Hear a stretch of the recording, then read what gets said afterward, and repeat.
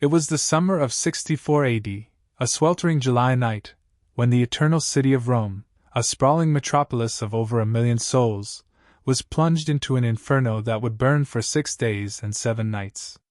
This was not merely a tragic accident, it was a crucible that would reshape the very fabric of the Roman Empire, sparking whispers of imperial madness and setting the stage for one of history's most infamous persecutions. The Great Fire of Rome wasn't just a blaze. It was an apocalyptic event that forced an empire to rebuild, literally and figuratively, from its ashes, forever altering its destiny. Imagine Rome in the 1st century AD, a vibrant, bustling city, but also a tinderbox. Its densely packed insulae, multi-story apartment blocks, were largely constructed of wood, their narrow, winding alleys providing perfect conduits for flames. Shops and stalls, often housing flammable goods, lined these congested streets.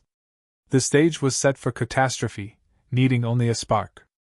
That spark ignited on the night of July 19, 64 AD, reportedly in the shops around the Circus Maximus, Rome's massive chariot racing stadium.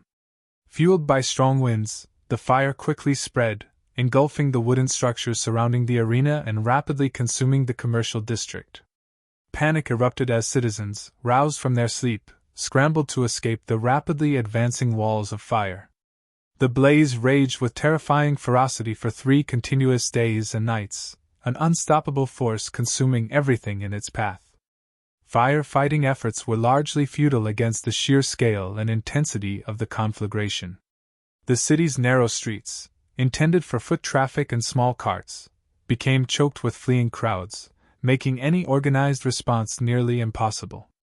After 3 days, it seemed the fire might finally be contained, but then, tragically, it reignited in the Aemilian district, burning for another 3 days in new areas. By the time the flames finally subsided, an estimated 2/3 of Rome had been destroyed. Out of the 14 administrative regions of the city, 3 were completely obliterated, and 7 more were severely damaged. Countless lives were lost, and hundreds of thousands were left homeless.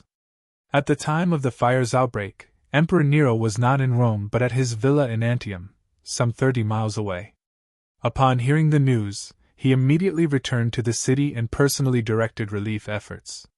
He opened his own gardens and public buildings to shelter the displaced, arranged for food supplies, and reduced the price of grain.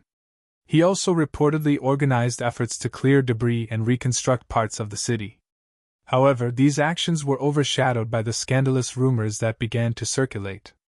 Ancient historians, most notably Tacitus, recount whispers that Nero had fiddled, or rather, sung about the sack of Troy, while watching Rome burn from a distance, or even that he had deliberately started the fire himself.